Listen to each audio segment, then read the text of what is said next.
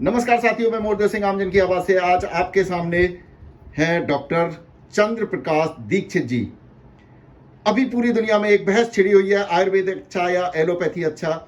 इस दौरान हमें डॉक्टर चंद्र प्रकाश जी मिले, जिन्होंने अभी हाल में ही 4200 कोरोना मरीजों को आयुर्वेदिक तरीका से स्वस्थ किया है और पहले व्यक्ति हैं जिनको पूरे हिंदुस्तान में राजस्थान सरकार ने अपॉइंट किया था आयुर्वेद से कोरोना मरीजों का इलाज करने के लिए। आज हम उनसे जानेंगे डिटेल में किस तरीका से उन्होंने ये उपलब्धियां हासिल की, कैसे उन्होंने ये सारा काम किया, कितना बड़ा इतिहास उन्होंने रख दिया है। डॉक्टर चंद्र प्रकाश दीक्षित जी से जानेंगे, क्योंकि इन्होंने 1990 में अपना BA MS किया था और हर बार टॉप किया है। उनसे ही आज उनकी जुबानी से जानेंगे किस तरीका से। तो डॉक्टर साहब, सबसे पहले तो मैं जानना चाहूंगा, आप अपने बारे में बता दीजिए। आपने बताया जैसे 1990 में आपने अपना BA MS आयुर्वेदिक की पढ़ाई की थी और आप एक छोटे से गांव से बिलोंग करते हैं। थोड़ा सा अपने बारे में बताइए डॉक्टर साहब। मैं आयुर्वेद चिकित्सक डॉक्टर चंद्र प्रकाश दीक्षित, आयुर्वेद विभाग राजस्थान सरकार के द्वारा संचालित आयुर्वेद विभाग के औषधालय राजकीय आयुर्वेदिक औषधालय जहांगीरपुर में कार्यरत हूँ वरिष्ठ चिकित्सक के रूप में। आज कोरोना संक्रमण को लेकर जो आयुर्वेद और एलोपैथिक की जो बातें हुई हैं, मैं आयुर्वेद के विषय में थोड़ा बताना चाहूँगा कि आयुर्वेद एक कथा या एक कल्पना नहीं है, एक चिकित्सा विज्ञान है, संपूर्ण जीवन चिकित्सा विज्ञान कह सकते हैं। आयु अर्थात उम्र और वेद मतलब उसकी जानकारी जो हमें संपूर्ण जीवन की जीने की कला सिखाए, उसे आयुर्वेद चिकित्सा विज्ञान कहते हैं। असल में आयुर्वेद की जो व्यवस्था है वो पूरी जीवन से लेके जहाँ हमारा जन्म से लेकर मृत्यु तक की जो व्यवस्था है पूरी आयुर्वेद में है। और आयुर्वेद हम भारतवासियों के दिलो दिमाग में बसा हुआ चिकित्सा विज्ञान है। हम इस आयुर्वेद के माध्यम से ये व्यक्ति विशेष तक ही सीमित नहीं थी, क्योंकि हमारे आयुर्वेद एक संपूर्ण विज्ञान है। तो ये वृक्षों के लिए, वनस्पतियों के लिए जैसे वृक्ष आयुर्वेद थी, पशुओं के लिए भी जैसे अश्व आयुर्वेद थी, इसी तरह से हमारी संपूर्ण विधा, संपूर्ण जीवन शैली आयुर्वेद में थी। आज सवाल चिकित्सा के लिए जब आता है तो हमारे आचार्य चरक ने एक बहुत अच्छी बात कही है कि या भी क्रिया भी जायन्ते शरीरे धातवा समा सा चिकित्सा विकारा नाम, कि हम जो भी क्रिया करें उससे हमारा रोगी स्वस्थ हो जाए, वो एक चिकित्सा है। तो इस संदर्भ में चाहे एलोपैथिक हो, चाहे आयुर्वेदिक हो, यूनानी हो, नेचुरोपैथी हो, तुम्हारी योगा हो, हमारे एक उद्देश्य हमारे पास जो आया वो रोगी वो स्वस्थ होना चाहिए। आज हम किसी के अस्तित्व को नहीं नकार सकते। लोग होम्योपैथिक से भी ठीक हो रहे हैं, लोग नेचुरो प्राकृतिक चिकित्सा से भी ठीक हो रहे हैं, लोग योग से भी ठीक हो रहे हैं, लोग एलोपैथिक से ठीक हो रहे हैं, लोग आयुर्वेद से भी ठीक हो रहे हैं।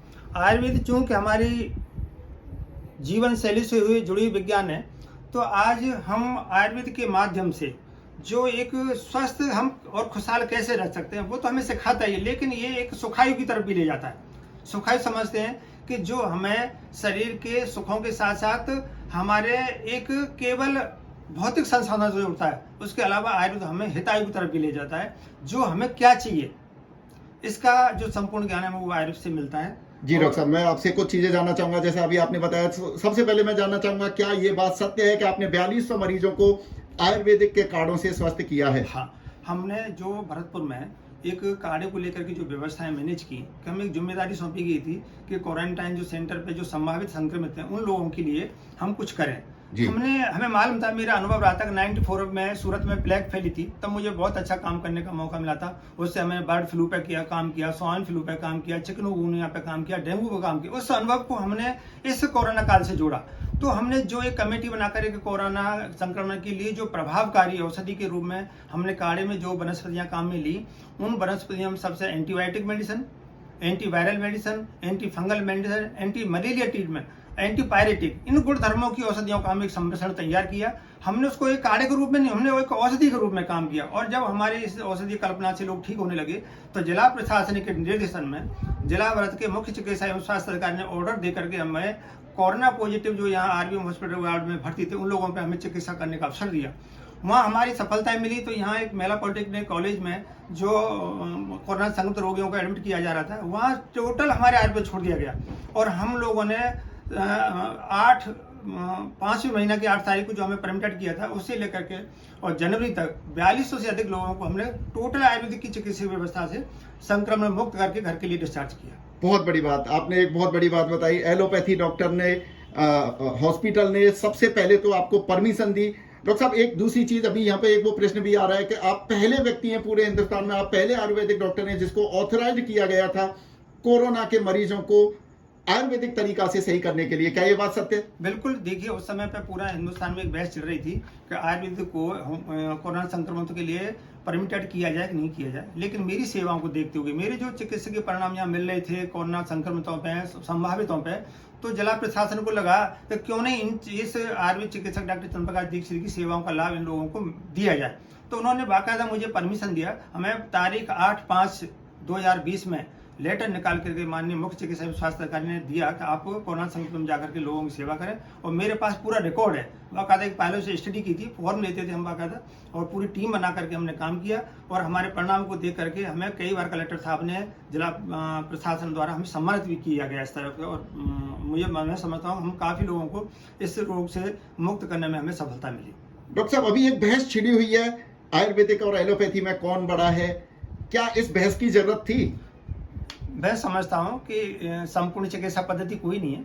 आज एलोपैथिक के अस्तित्व को नकार नहीं सकते। आज हम सोचते हैं, हम भी कई बार एलोपैथिक चिकित्सकों के पास हम रोगी भेजते हैं। हाँ। हमारे पास सामने इमरजेंसी ऐसी आ जाती है, किसी को ऐसी इमरजेंसी कि हमारे पास चिकित्सा व्यवस्था नहीं है, तो हमारा उद्देश्य ये नहीं कि हम आयुर्वेद के नाम पर उस रोगी को मारने के लिए अपन रोक लें, तो हम उनके पास रेफर करते हैं। वो लोग भी जब लगता है उनको कि भाई अब ठीक है, उन्होंने अपनी इलाज दे दिया, एंटीबायोटिक खिला दी, कई पेशेंट फीवर के होते हैं, लीवर के पेशेंट होते हैं, कोलाइटिस के पेशेंट होते हैं, अर्थराइटिस के पेशेंट होते हैं, उनको लगता है कि हमसे बेहतर आयुर्वेद में चिकित्सा की व्यवस्था है, तो हमारे कई यहाँ एलोपैथिक के डॉक्टर्स हैं, हमारे लिए रेफर करते हैं कि आप जाइए और इलाज आयुर्वेद में करवाइए, और लोग आते हैं वहां से इलाज करवाइए। क्या कभी ऐसा भी हुआ एलोपैथी डॉक्टर आपके पास आयुर्वेद में कोरोना का इलाज लेने या वैसे इलाज लेने के लिए आ रहे हैं? अभी डॉक्टर्स तो नहीं कह सकता, लेकिन आफ्टर कोविड के जो पेशेंट हैं वो हमारे पास उनके भेजे हुए भी आ रहे हैं, भेजे हुए भी। और हमारे आयुर्वेद विभाग ने पोस्ट कोविड केयर सेंटर भी यहाँ खोला हुआ है कि जो कोविड होने के बाद जो उनको तमाम तरह की कॉम्प्लिकेशन आ रहे हैं, जो कोविड सिंड्रोम्स उनके अंदर आ रहे हैं, उनको ठीक करने के लिए यहाँ पोस्ट कोविड केयर सेंटर भी आयुर्वेद विभाग द्वारा खोला हुआ है। मैं उसका इंचार्ज रहा हूँ, और हमने यहाँ काफ़ी हजारों पेशेंटों को कोरोना होने के बाद जो उनको तमाम तरह की जो दिक्कतें, नींद नहीं आ रही थी, भूख नहीं लग रही थी, उनका चिड़चिड़ापन आ रहा था, उनके अंदर एंजाइटी की परेशानी आ रही थी, उन लोगों से हमने दवाइयों से और काउंसलिंग के जरिए उनको ठीक किया है। आखिर डॉक्टर साहब, मैं एक आपसे जानना चाहूंगा कि आयुर्वेद हमारे हिंदुस्तान में बहुत पहले से चला आ रहा था, ये पिछड़ क्यों गया? असल में क्या है, देखिए आप किसी चीज़ को यही कहें, हमारी नब्ज दे करके इलाज करने की विधि थी, हमारा कई तमाम तरह की ऐसी व्यवस्थाएं थी जिनमें व्यक्ति के नाड़ी मूत्र मलम जिव्याम शब्द शीर्ष दीर्घाकृति अष्टविधि परीक्षा से हम आयुर्वेद का निदान किया था। चूंकि समय समय पर चीज़ें आई, विज्ञान की तरफ बढ़े, हमें संसाधन भी मिले, उन संसाधनों का हम भरपूर उपयोग हमें आयुर्वेद से करना चाहिए। आज हर आदमी हमारी नब्ज तक, या हमारे शीशा लगा करके टाइफाइड देखने तक, या हमारी जीभ देखने पर, या आंखें देखने तक वो संतुष्ट होना नहीं चाहता है, वो आगे के आज विज्ञान से जुड़ना चाहता है। तो हमें भी समय के हिसाब से अपडेट होना पड़ेगा। हमारी चिकित्सकीय जो व्यवस्था है उसको आधुनिक जो संयंत्र है, आधुनिक जो संसाधन है डायग्नोसिस के, उनको भी हमें मानना चाहिए, स्वीकार करना चाहिए, और अपने चिकित्सा विधि को प्रामाणिकता की तरफ बढ़ाना चाहिए। क्योंकि आज हर आदमी प्रामाणिकता को चाहता है कि मैं बीमार था तब मेरी रिपोर्ट क्या थी, और ठीक होने के बाद मैं वास्तव में ये रिपोर्ट मेरी अब नेगेटिव हुई है, तो हमें उस दिशा में। लेकिन इस दिशा में क्या आपने कभी सरकारों से मांग नहीं करी? क्योंकि आप 1990 से आयुर्वेद में डॉक्टरी कर रहे हैं, और मैंने तो क्योंकि गुजरात और कई स्टेट्स में देखा है बहुत सारे आयुर्वेदिक सेंटर, जहां आप जैसे साउथ में अगर जाएंगे तो वहां पे तो बहुत सारे लैब और बहुत सारे उनके पास टेक्निक इस तरह की है, टेक्नोलॉजी वो एडॉप्ट कर चुके हैं आयुर्वेद भी, लेकिन अपने पास टेक्नोलॉजी अभी एडॉप्ट हमने आयुर्वेदा ने नहीं करी। तो उसके लिए क्या सरकार ने आपकी सुनवाई नहीं करी, या आप लोगों ने इसकी देखिए सरकार, मैं थोड़ा सा इस पर समय कहना चाहूँगा कि कई चीज़ों का विकास है, लोकप्रियता है, संवर्धन और संरक्षण सरकार का अधीन होता है जी। सरकार चाहे तो उसको बढ़ाने में, संरक्षण और संवर्धन में महत्वपूर्ण भूमिका, और हमारी सरकार राजस्थान सरकार कर रही है। माननीय अशोक गहलोत जी ने हमें पूरे आयुष विभाग को 2 बार काउंसलिंग के जरिए और बीसी की है, वीडियो कॉन्फ्रेंस जारी हुए, वो उन्होंने खुद इच्छा जाहिर की है कि आज हम लोगों को सिर्फ एक चिकित्सा के भरोसे नहीं छोड़ सकते, चाहे वो आयुर्वेद हो चाहे होम्योपैथी, एक चिकित्सा के एक हम क्यों नहीं आयुर्वेद के माध्यम से आयुष पद्धतियों का भी हम एक वैकल्पिक नहीं, एक मुख्य चिकित्सा पद्धति के रूप में क्यों नहीं विकासशील किया जाए। और इसी तरह से उन्होंने आज 8 आयुर्वेद के महाविद्यालय खोलने की घोषणा की, उस पर काम हो रहा है। तो अब चूंकि हमारे विभाग को चाहिए कि वो थोड़ा सा ठोस कार्य योजना के तहत जैसे आयुर्वेदिक की तरफ जो कुछ कमियां हैं उनको पूरी करने की तरफ पूरी तरह से ध्यान दे, और हमारे विभाग दे भी रहा है। हम बहुत तेजी से इस दिशा में काम कर रहे हैं। मैं समझता हूँ आने वाले समय में आयुर्वेदिक बहुत कुछ अपनी भूमिका महत्वपूर्ण भूमिका निभा पाएगा। डॉक्टर साहब, एलोपैथी डॉक्टर्स अपने आप को कहीं ना कहीं सुपीरियर मानते हैं आयुर्वेदिक और होम्योपैथी को, एक बहुत जूनियर या फिर एक हीन दृष्टि का ऐसा सुनने में आता है कि वो उनको ज्यादा अच्छी निगाह से नहीं देख रहे होते हैं। और ऐसा इसके पीछे क्या कारण है? क्या ऐसा कुछ है कि एलोपैथी ज्यादा अच्छी है आयुर्वेद और इनमें ज्यादा जी अच्छा ही नहीं है? क्या है सवाल? इसका नहीं है। देखो, आज हम देखते हैं जिस चीज की उपयोगिता होती है महत्वपूर्ण भी उसी का होता है जी। महत्वपूर्णता हमारी उपयोगिता के पीछे छुपी हुई है। आज जी। उन्होंने अपनी उपयोगिता बना रखी है, आम जनता उनको चाहती है। आम जनता का आती है कि उनका 5-5, 3-3, 2,000 का ओपीडी है, तो आज उन्होंने समय के हिसाब से अपडेट किया है। उस हिसाब से मैं समझता हूँ आयुर्वेद उसी दिशा में काम करे। आयुर्वेद बाद में थोड़े लंबे समय में रिजल्ट देता है, एलोपैथी तुरंत देता है, एक ये वजह भी है क्या? नहीं, ऐसा कुछ नहीं है। हमने ये कई भ्रांतियां हैं, ये जी। किसी पैदी से जुड़ी हुई भ्रांतियां कहते हैं इसको। जी। जब चूंकि हमारी आयुर्वेद हमारी भारतीय संस्कृति में खून से रिलेटेड पद्धति है। हाँ। आज हमारी रसोई घर के अंदर जो मसालों की व्यवस्था है सब आयुर्वेद में है। हमारी हाँ। सुबह से जगने से लेकर सोने तक की व्यवस्था आयुर्वेद में है। जी। तो कुछ भ्रांतियां भी बनी। आयुर्वेदिक की दवाइयां देर से असर करती हैं, आयुर्वेदिक की जो भस्में होती हैं वो किडनी लीवर के लिए डैमेज करती हैं, हड्डी को नुकसानदायक पहुंचाती हैं। ये तो ये भ्रांतियां फैलाई किसने? जड़ी बूटियां हैं, ये से कुछ होता नहीं है। जी। ये समय समय पे लोगों ने अपने मतलब के लिए इस पैथी में कुछ भ्रांतियां पैदा की, जबकि ऐसा कुछ नहीं है। आयुर्वेद का निदान है। यदि हमारा निदान हो जाए कि इस सब्जी में नमक कम है, तो तुरंत आप नमक डालोगे और अंदाज लगाते रहोगे कि इसमें हल्दी कम है, जीरा कम है। तो आज हम यदि हमारा सटीक निदान है तो आयुर्वेदिक की दवाइयों से हम तुरंत एलोपैथिक से भी तेजी से हम परिणाम देखते हैं और लाभ मिलता है। डॉक्टर साहब, मैं एक बहुत ही सीनियर व्यक्ति के संपर्क में गया था जो प्राइम मिनिस्टर के सेक्रेटरी, डिप्टी प्राइम मिनिस्टर के सेक्रेटरी रहे थे, काफी सीनियर हैं, उनकी एज भी काफी है। उन्होंने एक बात कही थी, अगर आपको स्वस्थ रहना है तो दादी नानी के नुस्खों को अपनाना पड़ेगा, क्योंकि एलोपैथी कहीं ना कहीं साइड इफेक्ट देती है, कहीं ना कहीं जीवन को जो अवधि है उसको भी कम कर रही होती है, उसके बहुत सारे साइड इफेक्ट हो रहे होते हैं।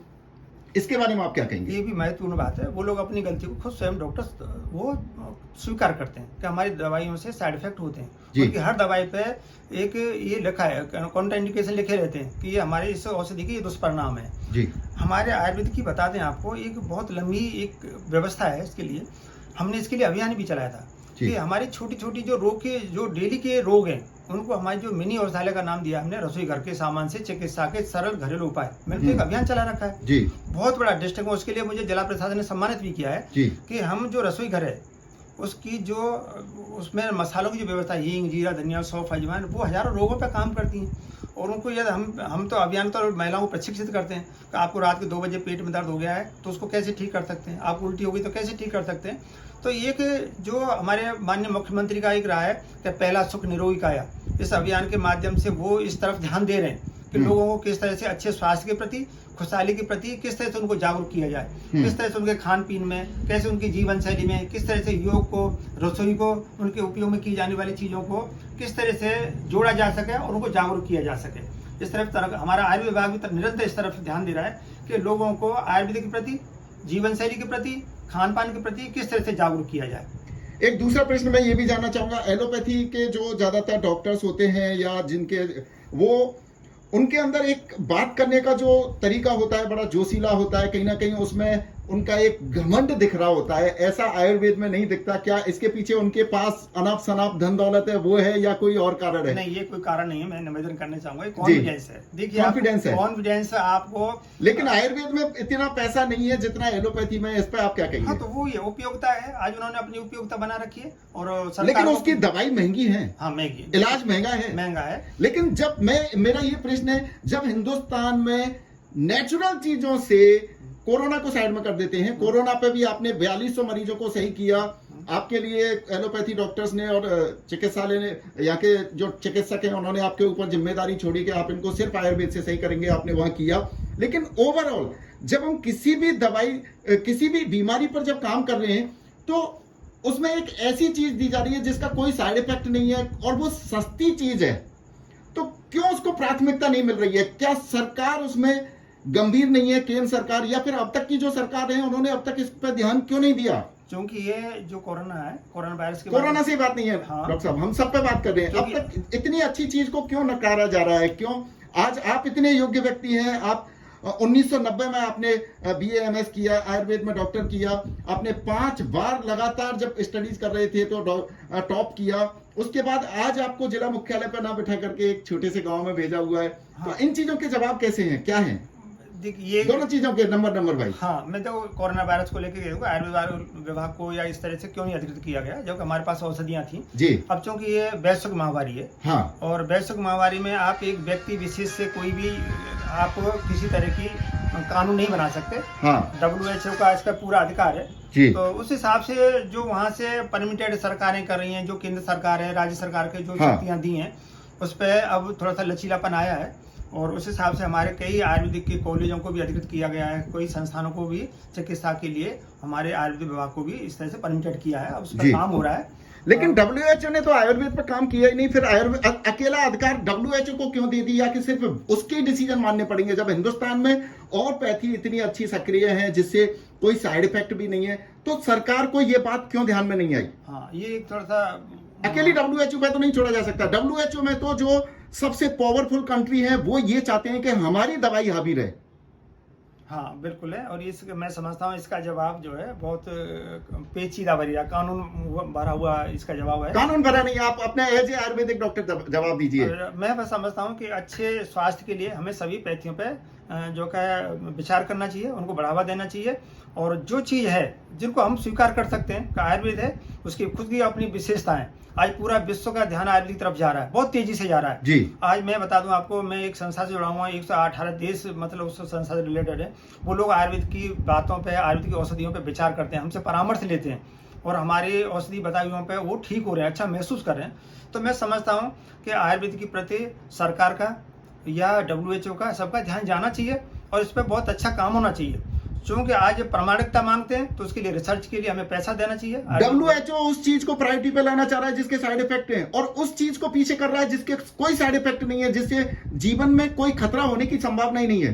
तभी प्रश्न उठता है कहीं ना कहीं एक अंदर हमारा जो, क्योंकि उसका कहीं ऐसा तो नहीं है कि वो हमारे देश को आगे नहीं बढ़ने देना चाह रहा। सवाल इसका है कि आज कानून है सबके साथ में, हम जी। यही चाह रहे हैं, हमने यही मांग रखी है कि इस आयुर्वेद को राष्ट्रीय आयुर्वेद चिकित्सा पद्धति घोषित किया जाए। सबसे पहले तो हम अपने देश, अपने राष्ट्र में तो हों, राष्ट्र में तो हों। हाँ, हम चलो विदेश की और WHO तक तो एक बात की बात है, पहले तो इसको राष्ट्रीय चिकित्सा पद्धति घोषित किया। अभी राष्ट्रीय चिकित्सा भी घोषित नहीं है, तो इसलिए पहले तो राष्ट्रीय चिकित्सा पद्धति। तो कौन कौन सी एलोपैथी यहाँ पे राष्ट्रीय चिकित्सा में? राष्ट्रीय तो एलोपैथिक ही है, सिर्फ एलोपैथिक है, तो सिर्फ एक कोई एलोपैथी को अप्रूव कर रखा है। पहले तो हमारे आयुर्वेद विभाग को पूरे अपना जो देश है, भारत देश है, इसमें राष्ट्रीय चिकित्सा पद्धति के रूप में स्वीकृति मिले कि जैसे योग को मिले है। आज योग विश्व योग दिवस मनाया जाता है, पूरा योग को विश्व से जुड़ा है, इसलिए आयुर्वेद को भी तो पहले अपने भारत से जुड़ा जाके ये राष्ट्रीय आयुर्वेद चिकित्सा पद्धति है। उसके बाद में समझता हूँ इसकी जो वैज्ञानिक पक्ष है वो विश्व के मानपटल पर रखा जाए, और उस हिसाब से WHO इस पर विचार करे और इसको मूल्य मान्यता दे, और ये निरापद चिकित्सा पद्धति है, इसका कोई भी किसी तरह का साइड इफेक्ट नहीं है। सबसे बड़ी बात हुई है। बहुत बढ़िया डॉक्टर साहब, आपसे बातें करके बड़ा अच्छा लगा। तो आप फाइनल कंक्लूजन करते हुए बताइए, क्या कोई पद्धति बड़ी या छोटी होती है? कुछ नहीं, हमारे आचार्य ने साफ कह दिया है कि सभी जो क्रियाएं हैं, जो व्यक्ति को स्वस्थ रखे वही चिकित्सा है। आज जितनी भी चिकित्सा पद्धतियां प्रचलित हैं उनकी सबकी सीमा है। एलोपैथिक वाले खुद स्वीकार कर देंगे हमारी सीमाएं से ज्यादा हमारे पास नहीं है, वो खुद कह रहे हैं भाई हमारे पास इस बीमारी। लेकिन मरीज का इलाज करना है, उसमें कोई छोटा बड़ा ये कहाँ से आ गया? ये एक नया हमें अभी बहस देखने को मिली है, नहीं होनी चाहिए, सभी को समान दर्जे से देखना चाहिए। वैसे नहीं है, बहस का नहीं है, ये बहस का क्यों मना रहे हैं? उनका काम है, उनको वो बीमारी ठीक करने, हमारा काम हम, लेकिन काम है अपने जिम्मेदारी से काम करने का है, और अपनी सीमाओं में रहने का है। तो हम सीमाओं का उल्लंघन नहीं करना चाहिए। एलोपैथिक वाले अपनी सीमा में रह के काम करें, आयुर्वेद वाले अपनी सीमा में काम करें। उनके आज एलोपैथिक के बिना भी हम नहीं रह सकते, हम खुद अपने पेशेंटों को एलोपैथिक यहाँ भेजते हैं, एलोपैथिक वाले हमारे आयुर्वेद में भेजते हैं। बिल्कुल, तो एक तालमेल की बात है, तालमेल के साथ रहना चाहिए। हम 2-3 पद्धतियां हम आपस में लड़े और मरीज मर जाए, बस हम ये हमारा सबसे बड़ा संकल्प होना चाहिए कि पहला सुख निरोगी का है, हम लोगों को स्वस्थ कैसे रख सकते हैं। सभी पद्धतियों का एक ही ड्रम होना चाहिए, एक ही थोड़ा उद्देश्य होना चाहिए। इसमें बाबा रामदेव अपने आप को आयुर्वेद का मसीहा मानते हैं, उनके बारे में आपका कोई विचार? ये तो एक तरह की, कोई भी व्यक्ति समय समय पर इस तरह के लोग होते रहे हैं। हमारे आयुर्वेद का इतिहास उठा के देखो, ऐसे ऐसे हमारे ऋषि मुनि हुए हैं जिनके सामने औषधियां रोग बोलते देते थे। हाँ आज भी ऐसे हमारे आयुर्वेद चिकित्सक हैं जो नवज दे करके कई मतलब वर्षों तक का ये बता दें तुम्हें ये रोग है। तो देखिए एक आयुर्वेद तो एक अनंत चिकित्सा विज्ञान है। तो अकेले बाबा रामदेव के चक्कर में एलोपैथी को, आयुर्वेद को एक गलत निगाह से नहीं देखना चाहिए। मैं ये बता दूं आपको, मेरे भरतपुर में मैंने कुछ अच्छे प्रयास किए हैं। हाँ। इसका मतलब ये नहीं कि मेरे से आयुर्वेद चलती है जी, बहुत बड़ी बात, बहुत बढ़िया। विशेष काम किया है तो मैं विशेष व्यक्ति हो सकता हूँ। हाँ। लेकिन मैं अपने को ये मान बैठूं कि मैं ही आयुर्वेद हूँ, मुझसे आयुर्वेद चल रही है, बहुत तो इम्पोर्टेंट, ये बहुत गलत है। इम्पोर्टेंट। हमें देखिए आप, ठीक है, बाबा रामदेव जी ने बहुत अच्छा काम किया है और समर्थ भावना से किया है, ठीक है, आज वो व्यवसाय की तरफ बढ़ गया, अच्छी बात है, करना चाहिए, व्यवसाय करना चाहिए। लेकिन वो ही आयुर्वेद ही बाबा रामदेव है या रामदेव बाप से बाबा आयुर्वेद रहेगी, ऐसा कुछ भी नहीं है। बहुत बढ़िया। तो आज हमारी मुलाकात हुई बहुत बड़ी छुपी हुई एक हस्ती से। हमें उम्मीद नहीं थी इतनी अच्छी हस्ती से आज मुलाकात होगी। उन्होंने डिटेल में बताया, डॉक्टर चंद्र प्रकाश दीक्षित जी, इन्होंने हमें डिटेल में बताया आयुर्वेद का क्या महत्व है और क्यों पिछड़ गई, क्योंकि सरकार ने इस पर ध्यान नहीं दिया। अगर इस पर ध्यान दिया जाता तो ये एक ऐसी पद्धति है जिससे लोगों के जीवन को बचाया जा सकता है, जिसका कोई साइड इफेक्ट नहीं है। और इन्होंने खुद ने 4200 से ज्यादा मरीजों को स्वस्थ किया है। एक बात और मैं मुख्य बात हूँ, हमारे जो आज समय माननीय मुख्यमंत्री अशोक गहलोत जी हैं, ये आयुर्वेद को बहुत चाहते हैं। मैंने उनको बहुत नजदीक से देखा है और इन्होंने एक हमारे आयुर्वेद का एक जो सपना पूरा किया था, आयुर्वेद विश्वविद्यालय की जो राजस्थान में जोधपुर में जो बनाया, वो इनकी देन है। अच्छा। मैं हमारे कई कार्यक्रमों में ये अभी भरतपुर के लिए भी कुछ ऐसा हुआ? अब कॉलेज खुला है इन्होंने, हमारे भरतपुर के लिए आयुर्वेद कॉलेज खुला है, राजकीय आयुर्वेद कॉलेज खुला है। हाँ। और यहाँ बहुत बड़ा हब बनने जा रहा है आयुर्वेद का। हाँ। और आपको मैं एक मुख्य और बताऊँ, हमारे एक प्रोग्राम में ये हमने एक आयुर्वेद मेला लगाया था जयपुर में। हाँ। उसका उद्घाटन करने जब माननीय अशोक मंत्री जो आए थे गहलोत जी, तो उन्होंने एक बहुत अच्छी बात कही कि मैं आयुर्वेद को इतना दिल से पसंद करता हूँ। मैंने ऐसे वैद्यों को देखा है जो नवज दे करके और निदान करके और रोग का पता चलाते थे। अब वो ऐसे मुझे वैद्य बताओ, वो खुद चाहते हैं कि कुछ एक आयुर्वेद के लिए मैं क्या बेहतर से बेहतर कर सकता हूँ, वो कुछ ठोस कार्य योजना चाहते हैं। तो मैं समझता हूँ कि हम लोगों को, हमारे विभाग को इस तरह का एक अच्छा ठोस एक कार्य योजना बना करके माननीय अशोक गहलोत जी के सामने रखनी चाहिए। अशोक गहलोत, रघु शर्मा जी बहुत आयुर्वेद को लाइक करते हैं। अभी 2 दिन पहले जो एक हमारे यहाँ के मंत्री जी हैं, सभी आयुर्वेद को पसंद करते हैं। तो मैं समझता हूँ कि इस पर ठोस कार्य योजना बना के हमें बढ़ना चाहिए, अब आगे बढ़ने का समय है। बहुत बढ़िया डॉक्टर साहब, अगर आपका कभी इस तरह के कोई प्रोग्राम होते हैं आप हमें बता सकते हैं, हम उनके जागरूकता में आपके साथ रहेंगे। और हमारे देश का, हमारी जनता का भला हो, किसी भी तरीका से हो, कोई भी पद्धति हो, हम सारी पद्धति का सम्मान करके चलते हैं। हम आपकी विचारधारा से सहमत हैं। बहुत बहुत धन्यवाद डॉक्टर साहब, आज आपसे बातें करके बहुत ही अच्छा लगा। Thank you so much. धन्यवाद।